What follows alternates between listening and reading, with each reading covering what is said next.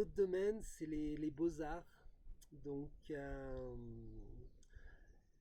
les beaux-arts, c'est la voie du chef-d'œuvre, c'est la voie de la patience aussi. Et c'est voilà, se remettre à l'ouvrage et travailler voilà, un projet artistique jusqu'à ce qu'il devienne waouh, où l'essence est là et il inspire. C'est un art qui inspire et qui témoigne aussi de notre savoir-faire, de notre expérience et de notre apprentissage en fait dans, eh bien, dans certains domaines. Ça peut être la sculpture sur pierre, ça peut être la peinture, ça peut être l'écriture, etc. Mais je pense qu'on est tous appelés à créer une œuvre majeure dans notre vie personnelle qui est comme une porte qui ouvre sur la création collective. Voilà. Ensuite, eh bien, un quatrième domaine, c'est la bioconstruction. Bioconstruction, ça veut dire construire avec des matériaux qui soient biocompatibles avec notre être. C'est construire avec une conscience des formes en fait euh, qui va permettre à notre voilà notre être, notre âme de rayonner en fait dans son espace de vie, dans son espace de travail. Donc ça c'est tout un domaine voilà encore très complet. Hein. Qu'est-ce qu'on a d'autre qui est aussi essentiel à notre bien vivre? Eh bien c'est la permaculture régénérative. Et ça, c'est un domaine, je n'avais pas conscience avant d'arriver ici. J'ai rencontré quelqu'un qui s'appelle Reynald Flores, qui est un ancien banquier voilà, dans la banque privée en Suisse, qui est français, hein, et que j'ai rencontré ici, et qui s'est petit à petit, qui a compris que non, la banque, il n'y avait pas de sens pour lui. Et du coup, il s'est reconverti dans la microbiologie des sols et donc la permaculture régénérative, la régénération des sols. Et ce que j'ai compris, qui m'a vraiment éclairé, c'était que si on veut être en bonne santé, on peut faire du yoga, on peut faire du qigong, on peut manger bio, mais à un moment donné, si on ne s'occupe pas de nourrir le sol qui fait que nos aliments sont complets, sont pleins de nutriments qui va nous donner cette force, si on laisse les sols s'appauvrir, à un moment donné, nous, il y a une limite. Donc, ce que j'ai compris, et c'est une des bases vraiment de ce programme éducatif, c'est donner à la terre en premier, parce que c'est elle qui nous donne tout en fait. Donc, moi j'adore le chocolat par exemple, le cacao.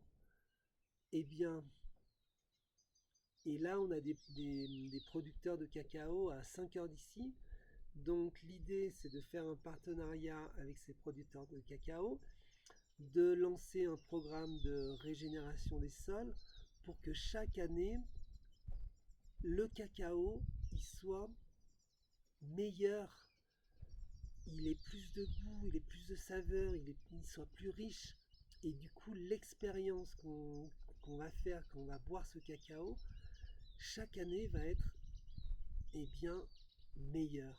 Et pareil avec tous les aliments, prenez un aliment que vous aimez et imaginez chaque année les sols sont meilleurs, du coup votre aliment que vous aimez, il est meilleur aussi. Euh, Qu'est-ce qu'on a d'autre? La médecine traditionnelle et ancestrale. Ça, je crois que aussi c'est quelque chose d'essentiel. Donc ça parle de toute la médecine préventive. Donc les Chinois ils connaissent bien ça. Et dans toutes les cultures, voilà, il y a des recettes de grand-mère, il y a des pratiques qui permettent de rester sain, fort et en bonne santé euh, tout au long de sa vie et jusqu'à un âge avancé. Donc ça comprend aussi des régimes, des diètes, des purges, euh, tout ce qui permet en fait de à la fois renforcer le corps et à la fois nettoyer le corps et notamment les intestins. C'est pour ça que aussi ce programme, une des bases de ce programme, c'est l'alchimie digestive taoïste. Ensuite, qu'est-ce qu'on a? On a aussi tout ce qui concerne la communication et l'audiovisuel pour bien justement documenter ces savoirs anciens, ces sagesses traditionnelles. Donc c'est pour ça qu'un des projets ici, la prochaine étape en fait, c'est de rénover une cuisine qui se trouve ici là. C'est une cuisine vraiment ancienne. Pour l'instant, il y a un toit provisoire qui a été mis, mais l'idée c'est de faire comme une chaumière en fait, et que dans ce lieu, voilà, soit partagée et bien la sagesse des anciens voilà, qui se trouve ici, notamment cette sage-femme, euh, ces tailleurs de pierre, ces personnes qui ont, voilà, qui ont encore la mémoire de l'ancien temps. Et l'idée, c'est d'inviter dans cet espace eh bien, une interculturalité et de faire se rencontrer voilà, différentes traditions autour de l'essentiel. Donc, on va partager le cacao, bien sûr. On va partager des soupes, euh, soupe de chugno, par exemple. On va partager des chants, des histoires. Et tout ça, voilà, l'idée, c'est de documenter, de, de, pour partager, eh bien, dans les villes, dans les écoles, dans les universités, ces savoirs anciens. Ensuite, un autre domaine, c'est tout ce qui va concerner la naissance, la mort et la renaissance. Donc, c'est des passages, cette naissance, la mort, ce sont des passages en fait très importants. Et au sein de ces passages, il y a aussi des transitions de vie. Et si on, je pense que si on connaît bien qu'est-ce que c'est la naissance, qu'est-ce que c'est la mort, on va mieux comprendre qu'est-ce que c'est cette transition de vie qu'on est tous invités à vivre. Je pense vraiment que la vie, dans son essence, c'est une transformation, c'est une mutation, c'est une métamorphose. Et on voit cela dans la nature, la chenille qui se transforme en papillon. Et nous, c'est pareil, on a une transformation à faire. Mais le problème, c'est qu'on résiste tellement à cette transformation parce qu'on passe d'un état à un autre. Vous vous rendez compte, la chenille qui rampe, elle devient un papillon virevoltant dans les airs. Et nous, à notre niveau, eh ben, qu'est-ce que ça veut dire? Voilà, donc ensuite, un autre domaine, c'est le service environnemental et social. Ça, c'est quand on commence à s'ouvrir à pas juste sa vie personnelle, mais on commence à s'ouvrir à waouh, ok, là je vis dans un environnement, qu'est-ce que je peux faire pour l'améliorer? Donc pour moi, ici, là, dans cet environnement, par exemple, il y a les toilettes qui sont en plein milieu du jardin et qui sont, c'est moche. Et du coup, l'idée, c'est de les mettre ailleurs.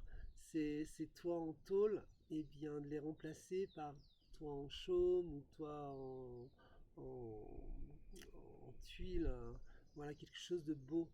Faire du beau, c'est nettoyer une rivière, c'est peut-être apporter de l'aide à une petite mamie ou un petit papy qui, voilà, qui n'a pas l'essentiel. Et voilà, ça c'est le service environnemental et social, avec un programme qui s'intitule De 5000 à Océan. Ça c'est un programme ambitieux pour la protection de la pureté de l'eau et aussi la régénération des sols. C'est tout un programme en fait qui part du haut en fait. Donc là, voilà, c'est un programme qui peut partir, que je veux faire partir d'ici en fait, parce qu'on est au plus haut. Le plus haut, c'est les lacs là, et après descendre petit à petit et voir qu'est-ce qui dans la première maison. Et je sais déjà ce qui se passe. Hein, euh, qu'est-ce qui se passe au niveau de l'eau, pourquoi dès la première maison en dessous des lacs, il y a déjà un problème de, voilà, que cette eau, elle est polluée par des savons, des détergents, etc., qui viennent de la ville. Avant, ils n'avaient pas ça, donc il y a encore toute cette connaissance des anciens savoirs liés au nettoyage des vêtements, etc., etc. Et ça, c'est à retrouver. Donc, et petit à petit descendre jusqu'à l'océan et amener cette conscience. Parce que boire de l'eau pure, est-ce que c'est optionnel? Oui ou non? Est-ce que on a envie que nos enfants ils boivent de l'eau qui est chlorée, qui est dévitalisée, ou on a envie qu'ils boivent une eau qui est pure, qui est voilà, et qui contient sa mémoire. Donc, oh, un âne. Et ensuite, pour finir, au niveau de ces domaines de connaissances et d'apprentissage, c'est tout ce qui concerne les arts de la célébration. Les arts de la célébration, c'est ce qui donne du sens à notre vie.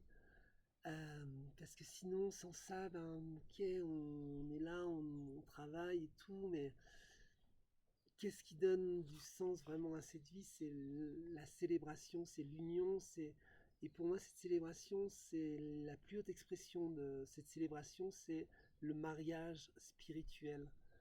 Euh, je pourrais en parler pendant des heures, mais je vais faire bref. Et donc c'est vraiment ce qu'on appelle l'union entre la terre et le ciel. C'est les noces alchimiques.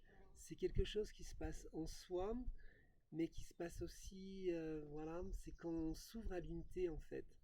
Et quand on s'ouvre à l'unité, eh bien voilà, il y a quelque chose qui se passe de magique et qui ouvre sur justement d'autres dimensions. Et je pense qu'on est appelé à ces autres dimensions, comme voilà, un processus de naissance où on passe du ventre à l'intérieur et on passe, voilà, on respire avec le nombril. Et tout à coup, à la fin du processus de naissance, ben, on respire par les poumons.